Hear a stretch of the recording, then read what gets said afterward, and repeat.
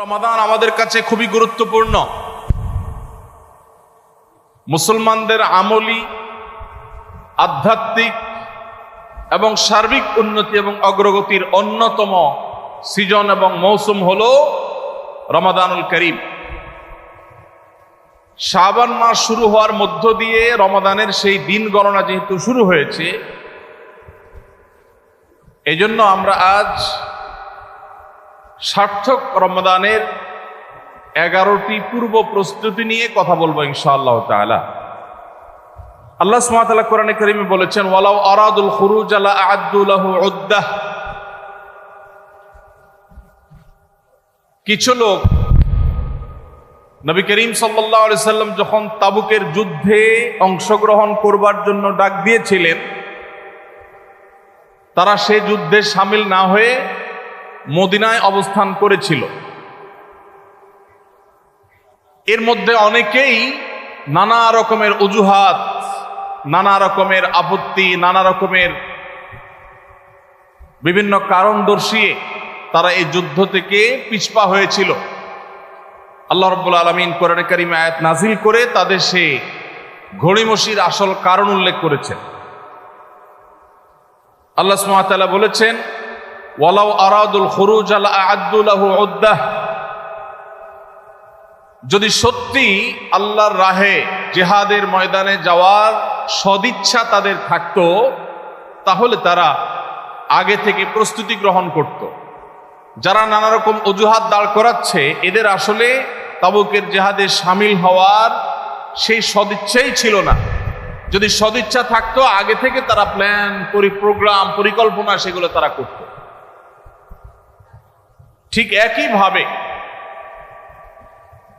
একটু বন্ধ করলে ভালো হবে, আওয়াজ।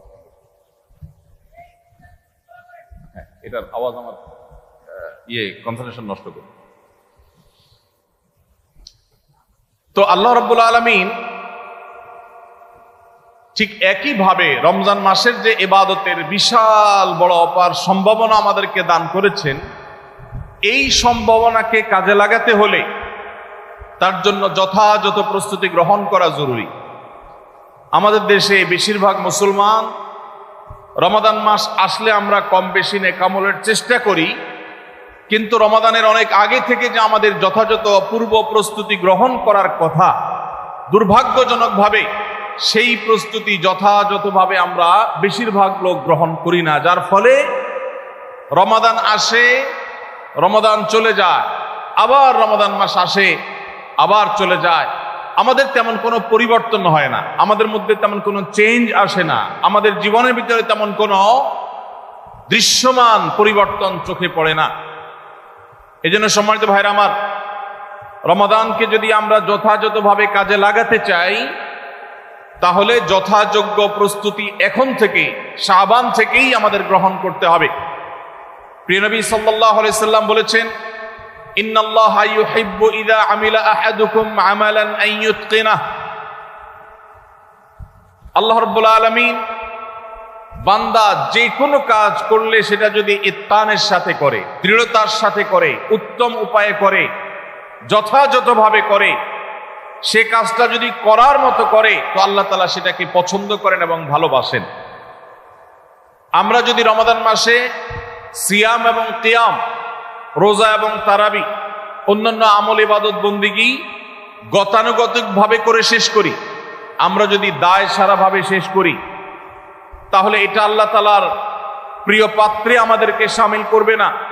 আর যদি রমাদানের প্রত্যেকটি ইবাদত বন্দিগি এটা হয় ইতকানের সাথে, এটা হয় দৃঢ়তার সাথে, এটা হয় সুন্দরতম উপায়ে, এটা হয় যথাযথভাবে, তাহলে সেই ইবাদত আমাদেরকে আল্লাহর প্রিয় পাত্রে পরিণত করবে ইনশাআল্লাহ। প্রিয় ভাইরা আমার, রমাদান মাসের সেই ইবাদত বন্দিগিগুলোকে যথাযথভাবে করবার প্রয়োজনেই আগে থেকেই আমাদের যথাযথ প্রস্তুতিও থাকতে হবে। কারণ কথায় আছে, যে কোনো কাজের যথোপযুক্ত এবং প্রয়োজনীয় প্রস্তুতি গ্রহণ করা মানে হলো সেই কাজটির অর্ধপূর্ণতা।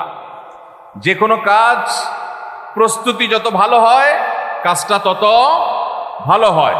প্রস্তুতি যত নরমাল হয়, খারাপ হয়, কাজটা তত খারাপ হয়।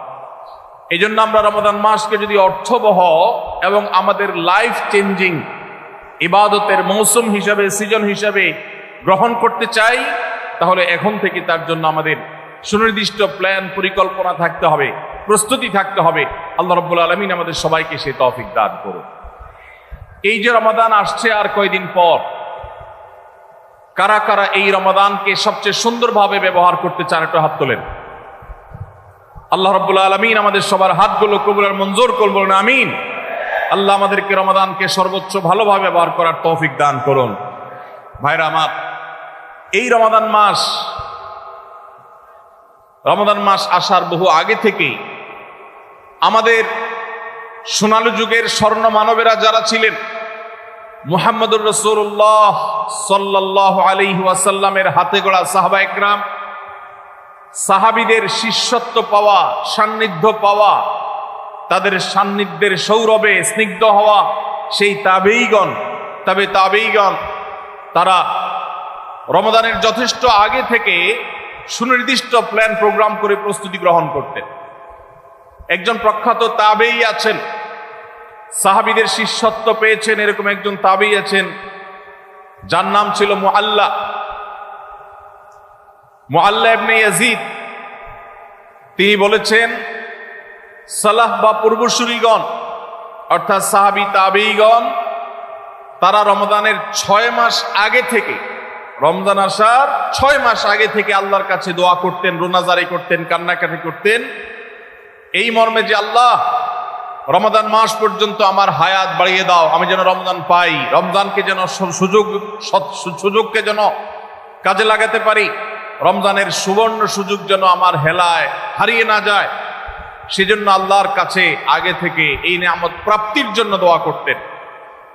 আর রমজানের পরে বাকি যে 6 মাস, এই 6 মাস তারা দোয়া করতেন, আল্লাহ রমজানে যে সমস্ত আমল ইবাদত, যে সমস্ত নেকামল বন্দিগি আপনি করার তৌফিক দিয়েছেন, সেগুলো যেন আপনি মেহেরবানি করে কবুল এবং মঞ্জুর করেন, অ্যাকসেপ্ট করেন, আপনি যেন সেগুলোকে গ্রহণ করে নেন, সেজন্য 6 মাস তারা দোয়া করতেন। তাহলে দেখা গেল সালাফে সালেহিন তাদের কাছে রমাদান এত গুরুত্বপূর্ণ ছিল যে রমজানের আগের 6 মাস এবং পরের 6 মাস রমজান ভাবনায় তারা সবসময় ডুবন্ত ছিলেন, নিমজ্জিত ছিলেন, এর মধ্যেই তারা সবসময় মগ্ন থাকতেন। অথচ আমাদের শাবানের 10, 15, 20 দিন চলে গেলেও রমাদানের আবহ আমাদের অনেকের জীবনে, আমাদের অনেকের লাইফস্টাইলে, আমাদের অনেকের প্ল্যান পরিকল্পনার মধ্যে দেখা যায় না। এই জন্য ভাইরা আমার, যথাযোগ্যভাবে রমজানকে যদি আমরা কাটাতে চাই, এর সঠিক ব্যবহার যদি করতে চাই, যেই প্রস্তুতিগুলো লাগবে, 11টি প্রস্তুতি যেগুলো আমাদের রমজানকে সার্থক করতে পারে ইনশাআল্লাহ, তোর মধ্যে সর্বপ্রথম যে প্রস্তুতিটি দরকার সেটি হলো রমজান মাস শুরু হওয়ার আগে থেকেই, যথেষ্ট আগে থেকেই তওবা এবং ইস্তেগফার করতে হবে। কি করতে হবে ভাই? তওবা ইস্তেগফার কেন করবেন? তওবা ইস্তেগফার তো সারা বছরের রুটিন আমল। রমাদানকে কেন্দ্র করে রমজান মাসকে যদি আপনি সঠিকভাবে ব্যবহার করতে চান, তাহলে কেন আপনাকে তওবা ইস্তেগফার করতে হবে? কারণ হলো তওবা এবং ইস্তেগফার এর মাধ্যমে আমরা আল্লাহর রহমতের উপযুক্ত হব। মক্কার মসজিদুল হারামের ইমাম শেখ আব্দুর রহমান আস-সুদাইস হাফিজাহুল্লাহ, তার কাছে সৌদি আরবের কিছু যুবকরা এসেছিলেন, এসে বললেন, শেখ,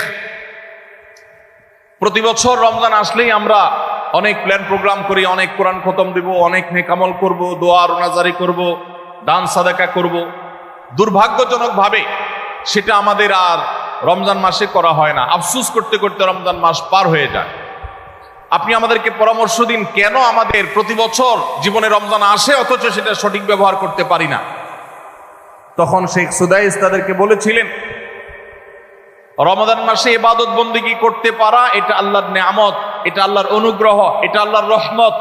যে রমজান পেয়েও ইবাদত করতে পারলো না, সে তো হতভাগা, কপাল পোড়া। এই হতভাগ্যের কাতারে সাধারণত সেই মানুষগুলোই পড়ে যারা আল্লাহর রহমতের উপযুক্ত না। আমরা নানাবিধ অপরাধে, নানাবিধ গুনাহ করে, নানাবিধ নাফরমানি করে আল্লাহর রহমতের উপযুক্ততা আমরা হারিয়ে ফেলেছি, যার কারণে রমজানের ইবাদতের তৌফিক হয় না। এই জন্য তিনি তাদেরকে নসিহা করেছিলেন যে আমি তোমাদেরকে উপদেশ দিচ্ছি, রমজান আসার আগে থেকেই আগের যে সমস্ত গুনাহ খাতা হয়েছে, যে সমস্ত নাফরমানি হয়েছে, আল্লাহর অবাধ্যতা হয়েছে, সেগুলোর জন্য চোখের পানি ফেলে রোনাজারি করে আল্লাহর কাছে ক্ষমা চাও। আল্লাহর কাছে ক্ষমা চেয়ে যদি আগের সবগুলোকে ভ্যানিশ করতে পারো, তাহলে আল্লাহর কাছে রহমতের উপযুক্ত হবে। বিষয়টা অনেকটা হালখাতার মতো। আপনার আগের দেনা দায় সব যখন পরিশোধ করে দিয়েছেন, নতুন করে আবার আপনি ধার করার, বাকিতে নেওয়ার উপযুক্ততা আপনার অর্জন হবে। ঠিক একইভাবে আমাদের নানা নাফরমানের কারণে আল্লাহর রহমত থেকে আমরা দূরে সরে গেছি। লানত অর্থাৎ রহমত থেকে দূরে সরে যাওয়া, এটার উপযুক্ত হয়ে গেছি অনেকে। এই জন্য ভাইরা, এখন থেকে রমাদানের প্রস্তুতির নিয়তে আল্লাহর কাছে তওবা করা, গুনাহ মাফ চাওয়া, ইস্তিগফার করা, জীবন পরিবর্তন করবার সংকল্প করা, এটা হবে আমাদের রমাদানের প্রথম প্রস্তুতি। চেষ্টা করবো তো ইনশাআল্লাহ। প্রতিদিন যখনই তৌফিক হয় আল্লাহর সাথে একটু কথা বলবেন, আল্লাহ আমার সমস্ত গুনাহগুলো মাফ করে দিন, আমার নাফরমানি মাফ করে দিন, আমাকে আপনি ক্ষমা করে দিন।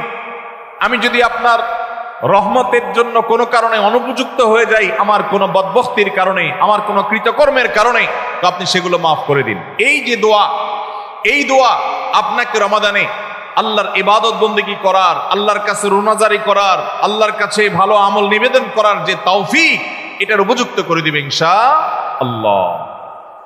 তাহলে রমাদানের প্রস্তুতির প্রথমটি আমরা পেয়ে গেলাম, সেটা হলো আগের গুনাহ খাতাগুলো থেকে ইস্তিগফার করা, তওবা করা, ফিরে আসা। এর মধ্য দিয়ে রমাদানে ইবাদতের জন্য নিজেকে প্রস্তুত করব ইনশাআল্লাহ। চেষ্টা করা যাবে না ইনশাআল্লাহ। নাম্বার 2, দ্বিতীয় প্রস্তুতি হলো রমাদান মাসে আল্লাহ রাব্বুল আলামিন এই মাসের যে ফজিলত বর্ণনা করেছে, কোরআন এবং হাদিস সম্পর্কে যাদের মৌলিক ধারণা আছে, হাদিসে রাসূল সম্পর্কে যাদের একটু ঘাটাঘাটিও আছে, তারা জানেন 2-3টা আমল সম্পর্কে কোরআন এবং সুন্নাহর সবচেয়ে বেশি সংখ্যক ভাষ্য বর্ণিত হয়েছে। সবচেয়ে বেশি সংখ্যক, এত ফজিলতের, এত তাৎপর্যের, এত মর্যাদার হাদিস আর অন্য আমল সম্পর্কে সাধারণত দেখা যায় না। সেই কয়েকটি আমল যেগুলোর ফজিলত বিপুল পরিমাণ, যেগুলোর ফজিলত সম্পর্কিত হাদিসের সংখ্যা অনেক, সেই রকম আমলগুলোর মধ্যে থেকে অন্যতম আমল হলো এই রমাদান কেন্দ্রিক আমল, সিয়াম, রোজা, এগুলোর ফজিলত।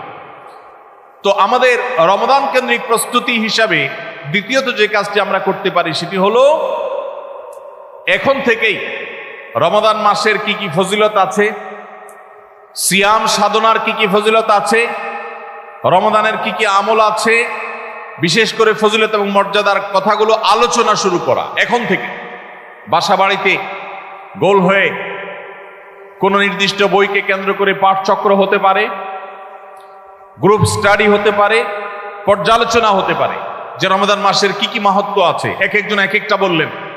এই আলোচনা পর্যালোচনার মধ্য দিয়ে মনোজগতে রমাদানের জন্য এক ধরনের প্রস্তুতি, এক ধরনের আবহ তৈরি হবে ইনশাআল্লাহ। এই জন্য দ্বিতীয় প্রস্তুতি হিসাবে আমরা এই কাজটিও ইনশাআল্লাহ করব, সেটা হলো রমজানের ফজিলত, রমজানের মর্যাদা, সিয়ামের ফজিলত, অন্যান্য আমলের উপকারিতা, সেগুলো নিয়ে আমরা বেশি বেশি পর্যালোচনা করব। যত বেশি আপনি আগে থেকে পর্যালোচনা করবেন, রমাদানের প্রতি আপনার তৃষ্ণা, সিয়াম সাধনার প্রতি আপনার ভেতরে আকাঙ্ক্ষা, প্রত্যাশা এবং প্রতীক্ষা, এটা আপনার মধ্যে বাড়তে থাকবে এবং রমাদানের প্রতিটা মিনিটকে কাজে লাগাবার জন্য তাগাদা আপনার ভিতরে অনুভব হবে ইনশাআল্লাহ।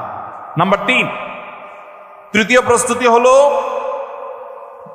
আমাদেরকে প্রতিজ্ঞা করতে হবে এই রমাদানে আমরা নেক আমল করবই করব এবং কোনো আমল, কোনো ভালো কাজ, কোনো সুন্নাহ এটা করার ব্যাপারে কোনো প্রকার অলসতা করব না। কারণ ভাইরা আমার, রমজান মাস পেয়েও যদি আল্লাহর কাছে কেউ ক্ষমা না পায়, একটা প্রসিদ্ধ হাদিস আপনারা সবাই কম বেশি শুনেছেন যে নবী সাল্লাল্লাহু আলাইহি সাল্লামের কাছে জিবরিল এসেছে, এসে বলেছেন বাউদা মান আদরাকা রমাদান ফালাম ইউগফার লাহ,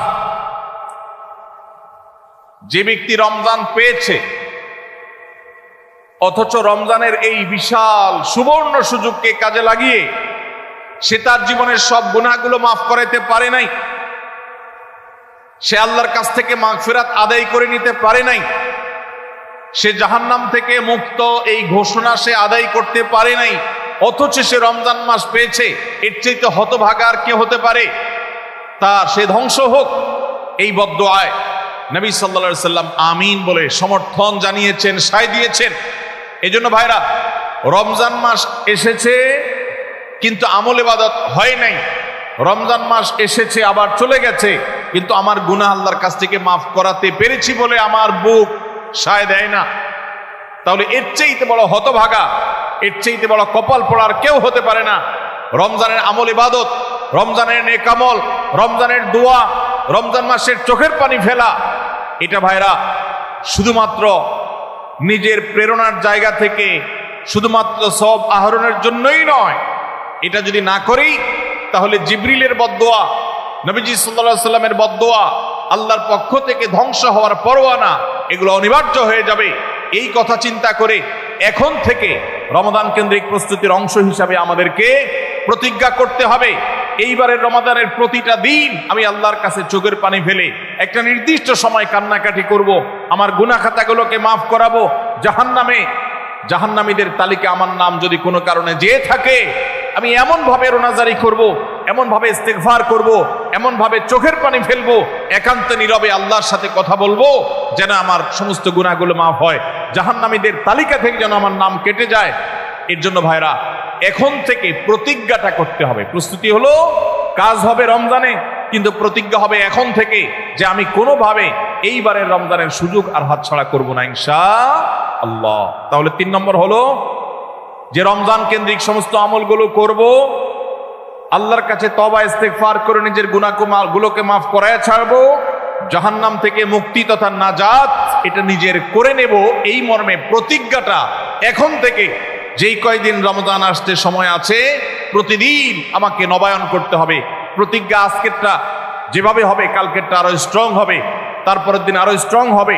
প্রতিদিন আমি স্বপ্ন লালন করব কবে রমজান শুরু হবে, আর আমি আল্লাহ রাব্বুল আলামিনের কাছে রমজানের এই সমস্ত ইস্তেগফার, তওবা, আমল এগুলোকে নিবেদন করতে থাকবো। চেষ্টা করা যাবে না ইনশাআল্লাহ? তাহলে 3 নম্বর প্রস্তুতি হলো রমজান মাসে নেক আমল করার প্রতিজ্ঞা করা, মাগফিরাত এবং নাজাত আদায় করার প্রতিজ্ঞা এখন থেকে করা। নাম্বার 4 নম্বর যে প্রস্তুতিটা আমাদের নিতে হবে সেটা হলো, যদি আগের রমজানের কোনো রোজা কারোর কাজা থাকে, আসার আগে আগে শাবান মাসের মধ্যেই সেই কাজাগুলো আদায় করে ফেলা উচিত। আম্মা জান আয়েশা রাদিয়াল্লাহু তাআলা আনহা বলেছেন যে নারী হিসাবে রমজান মাসে যে কয়েকটা রোজা ভাঙতি পড়ে, নবীজি সাল্লাল্লাহু আলাইহি সাল্লাম রমজান পরে পুরো সময়টা তার কাছে থাকার কারণে তিনি সেই রোজাগুলো রাখার সুযোগ সেভাবে পেতেন না। স্বামীর হকের কথা মাথায় রেখে রোজাগুলো রাখতেন না। এবং শাবান মাস আসলে নবীজি সাল্লাল্লাহু আলাইহি সাল্লাম নিজেও বেশি বেশি নফল রোজা রাখতেন।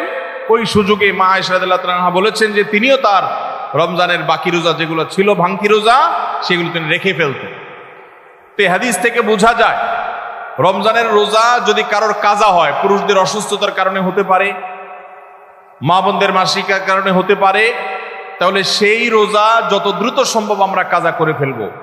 এবং সেই কাজা করতে যদি কোনো কারণে, যৌক্তিক কারণে বা যে কোনো কারণে যদি বিলম্ব হয়, তাহলে এই বছরের আসন্ন রমজানের প্রস্তুতির অংশ হিসাবে আগের রমজানের কোনো ভাঙতি রোজা থাকলে সেগুলো সব রেখে কাজা করে সম্পূর্ণভাবে এই রোজার জন্য প্রস্তুত হবে। এটা হলো 4 নম্বর প্রস্তুতি।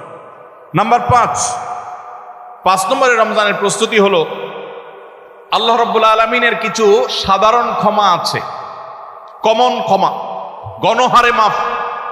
আল্লাহ তাআলার এই যে সাধারণ ক্ষমা, গণহারে মাফ, দুটি বিষয় এই গণহারে মাফ থেকে মানুষকে দূরে সরিয়ে রাখে। আল্লাহর গণহারে যে ক্ষমা, এই গণক্ষমার উপযুক্ততা নষ্ট করে দেয় দুটি জিনিস। তার একটি হলো শিরক, আরেকটি হলো হাসাদ। একটা হলো হিংসা, আরেকটা হলো শিরক।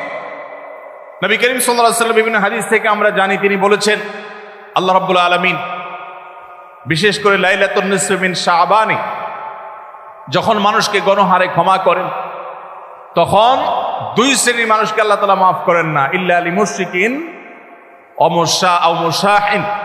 তবে যদি মুশরিক আর মুশাহিন থাকে, শত্রুতা করে, হিংসা করে অন্যের প্রতি, এইরকম মানুষ যদি থাকে, তাদেরকে আল্লাহ তাআলা সাধারণ ক্ষমা আওতায় আনেন না। রমাদানে আল্লাহ তাআলা প্রতিদিন বহু মানুষকে সাধারণ ক্ষমা করেন। রমজান যখন কাছে আসে, শেষ দশক আসে, তখন সাধারণ ক্ষমার পরিমাণ বেড়ে যায়। আল্লাহ সুবহানাহু ওয়া তাআলা বলেছেন, ওয়ালিল্লাহি উতা, নবী সাল্লাল্লাহু আলাইহি সাল্লাম বলেছেন, ওয়ালিল্লাহি উতাকাউ মিনান নার ওয়া যালিকা ফি কুল্লি লাইলা। রমজানের প্রত্যেক রাতে বহু মানুষকে আল্লাহ তাআলা জাহান্নাম থেকে মুক্ত ঘোষণা দিয়ে দেন। অমুক জাহান্নাম থেকে মুক্ত, অমুকের ছেলে অমুক জাহান্নাম থেকে মুক্ত, অমুকের ছেলে অমুক, তার নাম জাহান্নামের তালিকা থেকে কাটা, জান্নাতের তালিকা চলে আসবে। অসংখ্য মানুষকে এভাবে এই সুযোগ আল্লাহ তাআলা দান করেন। যারা শিরকে লিপ্ত, সেটা যেই কোনো ধরনের শিরক হোক, কবরকে যারা সিজদা করে, মাজারকে যারা পুজো করে, জীবিত মৃত মানুষকে যারা সিজদা করে, কবরে যারা প্রার্থনা করে, সেখানে যারা সন্তান চায়, ব্যবসার উন্নতি চায়, যত প্রকার শিরক আছে কবর কেন্দ্রিক, এগুলাতে লিপ্ত হয়, অথবা এর বাইরে আরো যত রকমের শিরক গোটা দুনিয়াতে আছে, কোন প্রকার শিরকে যখন মানুষ লিপ্ত হয়, তখন এই ব্যক্তি আল্লাহ তাআলার সাধারণ ক্ষমার উপযুক্ত আর থাকে না। এই জন্য ভাইরা, রমজানের প্রস্তুতির অংশ হিসাবে 5 নম্বরের যে প্রস্তুতি আমরা গ্রহণ করব, সেটা হলো আল্লাহ তাআলা যেহেতু রমজানে অনেককেই সাধারণ ক্ষমা করবেন, আমি যেন সেই সাধারণ ক্ষমা প্রাপ্ত সৌভাগ্য মানুষদের তালিকায় ঢুকতে পারি, সেজন্য আমার অন্তর থেকে হিংসাকে ধুয়ে মুছে সাফ করে ফেলতে হবে। কোন মুসলমানের কল্যাণ দেখে আমার কষ্ট হবে না, কারোর ভালো দেখে আমার ভিতরে জ্বালা পড়া হবে না। পারলে তার জন্য আরো বেশি দোয়া করব, যে কারোর ভালো হোক আমি আরো ভালো চাইবো, কারোর কোনো ক্ষতি আমি চাইবো না। এই কল্যাণকামিতাই হলো দিন। আদ-দীনু আন-নাসীহা। কিলা লিমান ইয়া রাসূলুল্লাহ, ক্বালা লিল্লাহি ওয়া লিরাসূলিহি ওয়া লিআম্মাতিল মুসলিমিনা ওয়া আইম্মাতিহিম। নবী সাল্লাল্লাহু আলাইহি সাল্লাম বলেছেন, ধার্মিকতা কিসের নাম? ধার্মিকতা, দিনদারিতা কিসের নাম? ধার্মিকতা হলো কল্যাণকামিতার নাম। আল্লাহ রাব্বুল আলামিনের আদেশ নিষেধ মেনে চলা, নবী সাল্লাল্লাহু আলাইহি সাল্লামের আদেশ নিষেধ মেনে চলা, এটাই হলো তাদের জন্য কল্যাণকামিতা। আর সকল স্তরের সাধারণ মানুষের কল্যাণ চাওয়া, কারোর ক্ষতি না চাওয়া, এটাই হলো দিনদারিতা। যে ব্যক্তি কারোর ক্ষতি চায়, যে মুসলমান আরেক মুসলমানের ভালো দেখলে তার ভেতরে জ্বালা পোড়া করে, অস্থিরতা আসে, সে ভালো মুসলমান না, সে হিংসুক, তার ভিতরে কবিরা গুনাহ আছে। এই জন্য রমজান মাসে আল্লাহর সাধারণ ক্ষমা পেতে হলে অন্তরকে এখন থেকে পরিচ্ছন্ন করতে হবে, চোখটা বন্ধ করে মনে রাখতে হবে, স্মরণ করতে হবে, আমার আশেপাশে এমন কে আছে যার কল্যাণ দেখলে আমার সহ্য হয় না, যার ভালো দেখলে আমার ভিতরে জ্বালা পোড়া করে, যার সুসংবাদ শুনলে আমার ভিতরে খারাপ লাগা কাজ করে, তাহলে বুঝতে হবে তার প্রতি আমার হিংসা আছে। আল্লাহর জন্য নিজের হিংসা থেকে পরিচ্ছন্ন হয়ে অন্তরকে ধুয়ে সাফ করে তারপরে রমজানের সাধারণ ক্ষমার জন্য উপযুক্ত করতে হবে এখন থেকে। ঠিক একইভাবে আমি আমার কথায়, আমার কাজে, আমার বিশ্বাসে কোনো মাধ্যমে আল্লাহর সঙ্গে শিরক করছি কিনা, আরশের মালিকের সাথে শিরক করছি কিনা, আল্লাহ বলেছেন ইন্নাল্লাহা লা ইয়াগফিরু আন ইউশরাকা বিহি ওয়া ইয়াগফিরু মা দুনা যালিকা লিমান ইয়াশা। আল্লাহর সঙ্গে শিরক করা হলে এটা আল্লাহ মাফ করবেন না। শিরকের অপরাধ, এটা যদি কেউ করে তওবা ছাড়া মারা যায়, আল্লাহ তাআলা এই অপরাধ ক্ষমা করবেন না, এটা আল্লাহ আগে থেকে দেওয়া ঘোষণা। কোরআনে আল্লাহ আরো বলেছেন, লোকমান হাকিমের উদ্ধৃতি দিয়ে, ইন্না শিরকা লাযুলমুন আযীম, তিনি তার সন্তানকে উপদেশ দিতে গিয়ে বলেছিলেন যে ইন্না শিরকা লাযুলমুন আযীম, শিরক সবচেয়ে বড় অপরাধ। এজন্য ভাইরা, শিরক থেকে পরিচ্ছন্ন না থাকলে রমাদানের কোনো ইবাদত, কোনো আমল আমাদের কাজে আসবে না। এজন্য রমজানের প্রস্তুতি হিসাবে শিরক এবং হিংসা থেকে অন্তরকে পরিচ্ছন্ন করা, পবিত্র করা, এটা হলো আমাদের পঞ্চম প্রস্তুতি। নাম্বার 6, বিগত রমজান যেগুলো আমাদের জীবনে এসেছে, সেই সমস্ত রমাদানে কেন আমার আমল ইবাদত হয় নাই? রমজান আসার আগে নিয়ত করছি কোরআনটা খতম দেব, কিন্তু দিতে পারি নাই। রমজান আসার আগে নিয়ত করেছিলাম এই বছর একটা তারাবিও মিস করব না, কিন্তু অনেকগুলো মিস হয়ে গেছে। রমজান আসার আগে নিয়ত করেছিলাম এই বছর রমজান থেকে ধূমপান করা ছেড়ে দেব, কিন্তু অনেকে ছাড়তে পারেন নাই। রমজান আসার আগে নিয়ত ছিল এই বছর রমজানে একটা খারাপ জিনিস মোবাইলে, টিভিতে দেখব না, কিন্তু সেই প্রতিশ্রুতি রাখতে পারি নাই। কেন পারি না? বিগত রমজানের সমস্ত আমল নামা নিয়ে বসতে হবে এখন থেকে, শাবান থেকে, আজকে থেকেই, যে আমার গত রমজানে আমল ইবাদতের ক্ষেত্রে প্রতিবন্ধকতা বাধাগুলো কি কি ছিল একটা একটা করে সম্ভব হলে লিখে ফেলবেন। নাম্বার 1, আমি তারাবিটা নিয়মিত পড়তে পারি নাই কারণ অমুক অমুক বন্ধুর সাথে আড্ডায় যেতে হয়েছে, তাহলে এটা আমার একটা বাধা।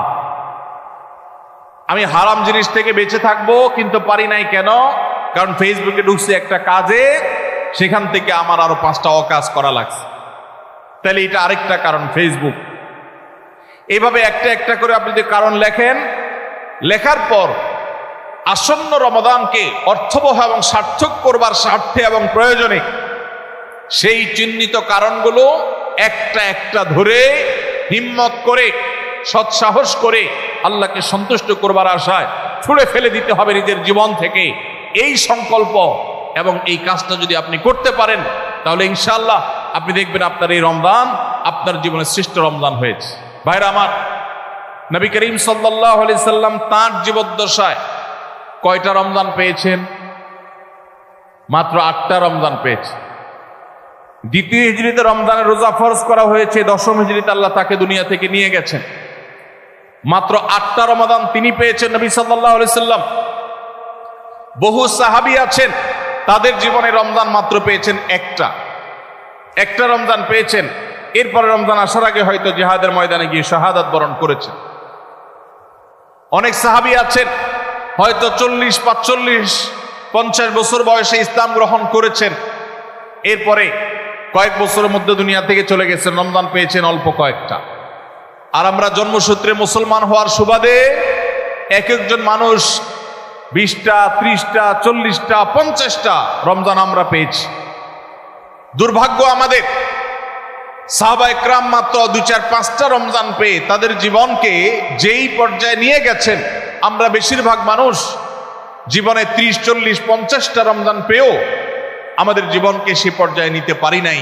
ভাইরা আমার, এই জন্যই আসন্ন রমাদানকে সঠিকভাবে ব্যবহার করবার জন্য আমাদের বিগত রমজানগুলোর সমস্ত সমস্যাগুলোকে চিহ্নিত করতে হবে। কি কি কারণে আমি এর আগের রমজানগুলো সঠিকভাবে কাজে লাগাতে পারিনি, ব্যবহার করতে পারিনি, সেগুলো একটা একটা করে দূর করতে হবে। যেমন সোশ্যাল মিডিয়া, ফেসবুক, ইউটিউবের আসক্তি, এটা আমার আগের বছর রমাদানের যে ইবাদত, এটার ক্ষেত্রে প্রতিবন্ধকতা ছিল। তাহলে এই বছরের ইবাদতের প্রস্তুতির অংশ হিসেবে এই সোশ্যাল মিডিয়া, ফেসবুক আমার মোবাইল থেকে আনইনস্টল করে ফেলতে হবে। চেষ্টা করা যাবে না ইনশাআল্লাহ? ভাইরা আমার, যদি ফেসবুক আমার আমল ইবাদতের প্রতিবন্ধকতা তৈরি করে, তাহলে ফেসবুককে আল্লাহর জন্য কোরবানি করবেন রমজান মাস উপলক্ষে। কারা কারা প্রস্তুত আছেন হাত তোলেন। বুঝে শুনে হাত তুলছেন? বুঝে শুনে হাত তুলছেন? আল্লাহ এই হাতগুলোকে সবগুলোকে কবুল মঞ্জুর করুন। যুবক ভাইয়েরা, আপনারা ফেসবুক মোবাইল থেকে আনইনস্টল করার নিয়ত করছেন, এটার মানে কিন্তু আপনারা এক একজন আল্লাহর রাহে কোরবানি হওয়ার নিয়ত করছেন। প্রস্তুত আছেন তো ইনশাআল্লাহ? নিজেদের কোরবানি করার জন্য প্রস্তুত আছেন তো ইনশাআল্লাহ? আল্লাহ তাআলা আমাদেরকে তৌফিক দান করুন। ভাইরা আমার, রমাদানের 6 নম্বর প্রস্তুতির অংশ হিসাবে যে কাজটি করতে হবে বলছিলাম, সেটা হলো আমাদের সমস্যাগুলো কি কি হয়েছে সেগুলো চিহ্নিত করে সেগুলো দূর করতে হবে। আর 7 নম্বর প্রস্তুতির অংশ হিসাবে আমরা যেটি করব সেটা হলো রমাদান কেন্দ্রিক সমস্ত আহকাম এবং মাসাইল, বিধিবিধানগুলো আমাদের শিখে ফেলতে হবে। এটা রমজানের প্রস্তুতি। আমাদের দেশে অনেক মসজিদে ইমাম সাহেবরা তালিম করেন রোজা ভঙ্গের কারণ কি, রোজা মাকরুহ হওয়ার কারণ কি, রোজার জন্য ক্ষতিকর বিষয়গুলো কি কি, এগুলো রমজান মাসে বিভিন্ন নামাজের পরে তালিম করেন। এটা একটা ভালো চেষ্টা, কিন্তু এই কাজটা যদি আমরা শাবান মাস থেকে নিজস্ব উদ্যোগে করি সেটা হবে আরো ভালো চেষ্টা। কথা কি বুঝে আসছে ভাই? তাহলে রমজান আসার আগে থেকেই আমরা মাসাইলের তালিম, মাসাইলের শিক্ষা, জ্ঞান অর্জন, রমজানের বিধিবিধানগুলো আমরা জানার চেষ্টা করবো। এটা হবে পার্ট অফ প্রিপারেশন ফর রমাদান। রমজানের জন্য প্রস্তুতির অংশ হিসাবে আমাদের এখন থেকে রমজান এবং সিয়ামের মাসাইলগুলো জানতে হবে। আল্লাহ আমাদের সবাইকে আমলের তৌফিক দান করুন। 8 নম্বর হলো রমজানে যে আমলগুলো করবেন এখন থেকে সেগুলোর ওয়ার্ম আপ এবং রিহার্সেল শুরু করে দিবেন, প্রস্তুতি শুরু করে দিবেন, চর্চা শুরু করে দিবেন। কারণ মানুষ দাঁড়ানো অবস্থায় হঠাৎ করে জোরে দৌড় দিতে পারে না। একটা গাড়ি সেটা দাঁড়ানো অবস্থায় হঠাৎ করে 100, 150, 110, 20 গতিতে চলতে পারে না। প্রথম 10, 20 হয়, এরপরে 40, 60 হয়, এরপর আস্তে আস্তে 100 বা 110, 20 হয়। এই জন্য রমজান মাসে যদি আপনি বিপুল পরিমাণ ইবাদত করতে চান, অনেকে আছেন অপেক্ষা থাকেন রমজানের চাঁদ উঠলে সব শুরু করব। এদের দ্বারা জীবনে কিছুই হয় না। যারা আসলেই রমজানে কিছু করতে চায় তারা এখন থেকে শুরু করবে। রমজানে আমরা রোজা রাখবো, নবী সাল্লাল্লাহু আলাইহি সাল্লাম শাবান থেকে নফল রোজা রাখার অভ্যাস শুরু করতেন। রমজানে আমরা দোয়া করব, এখন থেকে দোয়ার রিহার্সেল শুরু করা, প্রস্তুতি শুরু করা। যে কোনো গুরুত্বপূর্ণ কাজের আগে মহড়া শুরু হয়, তারপরে মূল কাজ শুরু হয়। এই জন্য শাবান মাস থেকে আমাদের প্রস্তুতি চলতে হবে, চেষ্টা করা যাবে না ইনশাআল্লাহ। তাহলে 8 নম্বরের প্রস্তুতি হলো যেই আমলগুলো রমজানে করব সেগুলোর রিহার্সেল, সেগুলোর প্রস্তুতি, ওয়ার্ম আপ এখন থেকে শুরু হবে। নাম্বার 9, রমজান মাসের দিন এবং রাত যেভাবে কাটাবেন তার জন্য একটা প্ল্যান করে ফেলবেন, সুন্দর করে একটা স্কেডিউল করে ফেলবেন, রুটিন করে ফেলবেন যে আমি কোরআন তেলাওয়াতটা কোন সময় করব। দিনের কোন সময়টাতে আমি কোরআন তেলাওয়াতের জন্য টাইম বরাদ্দ রাখলে সেটা মিস হবে না। হতে পারে ঘুমানোর আগে, হতে পারে ফজরের পরে। কোন টাইমটা আমার সবচেয়ে কোরআন তেলাওয়াতের জন্য নিরাপদ টাইম সেটা আমি ফিক্স করব। এই ঠিক একইভাবে আমি আল্লাহর কাছে রোনাজারের জন্য ভালো সময় কোনটা সেটা ঠিক করব। আমরা আমাদের আসুন্নাহ ফাউন্ডেশন থেকে আপনারা জানেন রমাদান প্ল্যানার নামে একটা প্ল্যানার তৈরি করেছি রমজানকে অর্থবহ করবার জন্য। এবছর আরেকটা নতুন বই আমাদের আসছে সামনের সপ্তাহে ইনশাআল্লাহ। মাহে রমজানের 27টি আমল, মাসনুন আমল কোরআন সুন্নাহর আলোকে। প্রত্যেকটা খুঁটিনাটি আমলকে আলাদা আলাদা করে উল্লেখ করা হয়েছে। খুব ছোট্ট ছোটি বই, উদ্দেশ্য রমাদানকে অর্থবহ করা।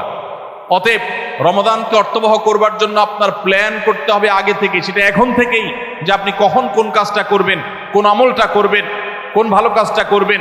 এগুলো যদি আগে থেকে প্ল্যান হয় দেখবেন কাজটা করা সহজ হয়েছে।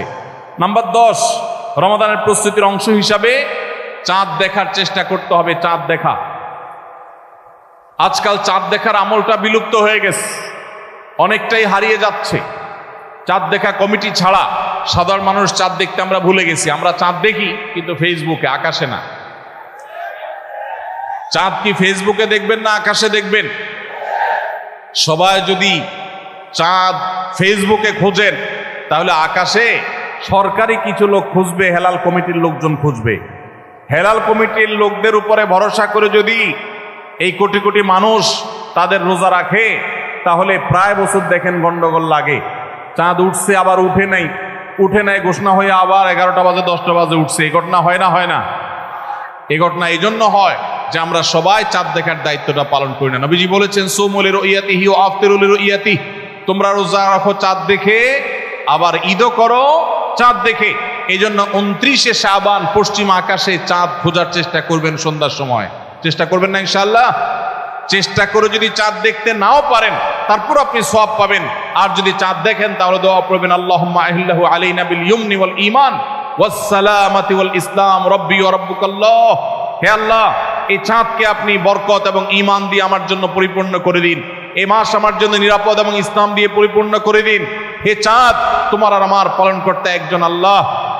অতএব এই চাঁদ দেখার চেষ্টা করবো। এটাও রমাদানের প্রিপারেশন, রমাদানের প্রস্তুতির অংশ।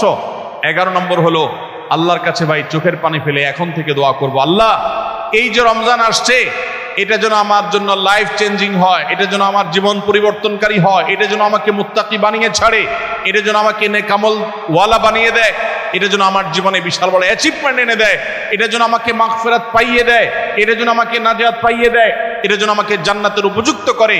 এই রমজান যেন আমাকে জাহান্নামীদের তালিকা থেকে আমার নামকে কাটানোর নিশ্চয়তা এনে দেয়। সেইভাবে রমজানকে কাটাবার জন্য আপনি তৌফিক দান করুন। এখন থেকে আল্লাহর কাছে এই বরাদ্দ আদায় করতে হবে, চেয়ে নিতে হবে এবং সেটার জন্য দোয়া করতে হবে। এই দোয়াটা হলো একাদশ এবং সর্বশেষ প্রস্তুতি। চেষ্টা করা যাবে না ইনশাআল্লাহ? রমাদান উপলক্ষে আস-সুন্নাহ ফাউন্ডেশন থেকে আমরা একটা ঘোষণা গত বছরে দিয়ে রেখেছি, ইনশাআল্লাহ এই রমাদানে সেটা কার্যকর হবে। সেটা হলো যে রমজান মাসে যদি কেউ পুরো কোরআনে কারীম অর্থ সহকারে বুঝে পড়ে, মাদ্রাসার নিচের ক্লাসের ছাত্ররা তারা শরীক হতে পারবে, উপরের ক্লাসের ছাত্র অথবা আলেম ওলামা তাদের জন্য এটা না, কারণ তারা তো এই কম্পিটিশনে এমনিতেই ভালো করবে। এটা আমাদের সাধারণ শিক্ষিত ভাইদের জন্য, স্কুল কলেজের ভাইদের জন্য, সর্বস্তরের নারী পুরুষ, দেশে বিদেশে প্রবাসে থাকা সব মানুষদের জন্য উন্মুক্ত। অনলাইনে নিজস্ব ওয়েবসাইটে আমরা এই পরীক্ষা নিয়ে থাকি। 6টি ধাপে সারা বছর নেওয়া হয়েছে। এখন সামনে রমাদানে যেটা হবে সেটা হলো মূল। যে কেউ যারা আগের কোনো ধাপে পরীক্ষা দেয়নি তারাও সবাই দিতে পারবে। কাজ হলো শুধু একটাই, সেটা হলো রমাদানকে কেন্দ্র করে আপনি টার্গেট করবেন পুরা কোরআনের শুরু থেকে শেষ পর্যন্ত আমি একবার ভালো করে অর্থ সহকারে বুঝে পড়া